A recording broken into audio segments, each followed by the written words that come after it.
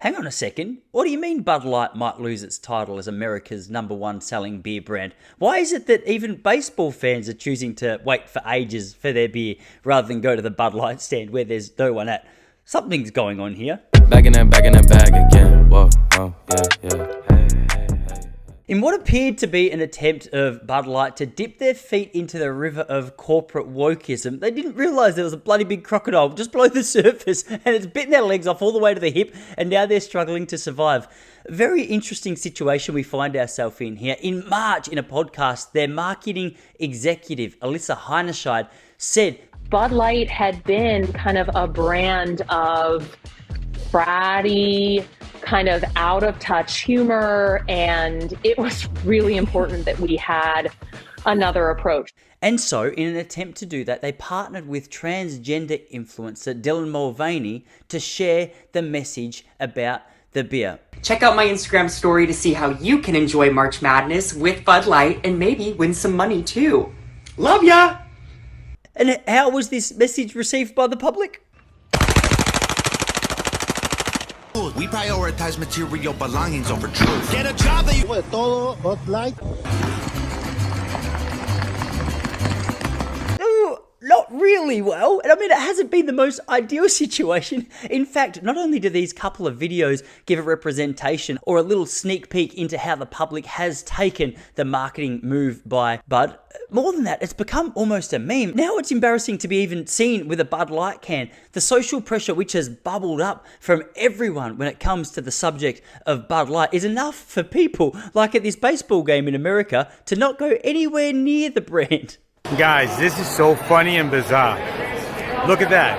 That is the Bud Light. That is every single Bud Light stand here at Fenway Park in Boston. So what has Bud done in response to this clear whack to the confidence that they've taken as a company? Well, almost immediately, within about 48 hours, they'd released one of the most American ads you'd ever seen, with ranchers and horses and men and rusky voices and saying about how drinking's important, and if you want to be an American, this is what we stand for. And it's hang on a second. Wait. You got to choose which territory you stand on. We're not 100%. We thought we knew who you were, Bud. We thought we had a pretty good understanding of what your reputation was, what it was you stood for, and all of a sudden you've called us fratty out of touch and said that you don't want anything to do with us. You want to reach a brand new generation of drinkers. But now, wait, 48 hours later, because the money problems have started to be a thing, you've come out with horses and a cowboy hat and a Bud Light with some dust. What's going on? More than just releasing the most American ads you've ever seen, they've announced that in the next couple of months in the US, they're going to triple their advertising budget. Expect more cowboy ads. More than that, marketing executive Alyssa Heinerscheid and also Daniel Blake, they're on leave. They haven't been fired, they're just taking leave. They are the next generation, they are going to help us reach this new generation. But at the moment, we've got 87-year-old Steve back to come and tell us what America was like when he was a kid, so we can get some advice how to make these fucking ads, because we've got so much money to spend and we don't really remember. What do we do? Are we doing transgender influencers? Are we doing real-life cowboys? Which way do we go? Can we do both, Steve? The CEO of the umbrella business, Anheuser-Busch, has come out and said, hey, hang on a second, look, it wasn't even a proper advertising campaign. We'll just partner up with Dylan to see what happened. We just wanted to see what happened if we're just dipping our toes in the water. Now the crocodiles bit our legs off. Now we want nothing to do with it. But look, it wasn't paid. We're probably not going to do it again. Actually, we don't even stand for what Dylan stands for. We agree with you guys. Just fucking drink our beer, would you?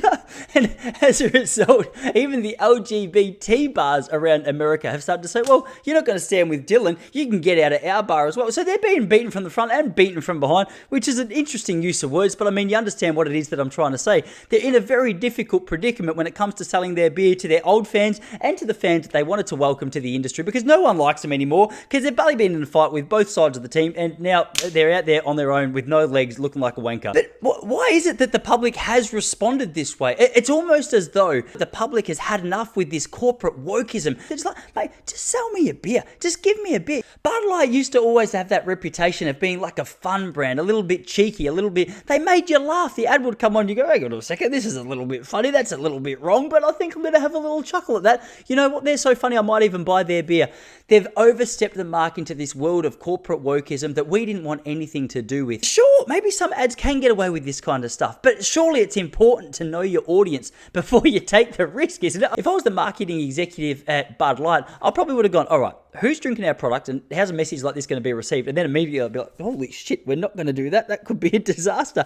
But one of the problems with some of these graduates from big colleges in the States is they almost have an air of arrogance about their approach to what is required for the future, and how humbling it is to see that some of the more woke ideas don't always hold up. It's a reminder that we, the people, the public, we have an opportunity to impact a brand more than the brands think that we have. If people start to stand up for what they actually believe in and get some power in numbers, they start to recognize the fact that, hey, brands are answerable to us. We don't just have to go along with any agenda they push upon us because that's what they say we should believe in 2023. We have the opportunity to go, okay, we won't buy the product then. And then they go, oh crap, cancel the woke, bring back the hardcore fratty stuff. Let me know what your thoughts were in the comments below.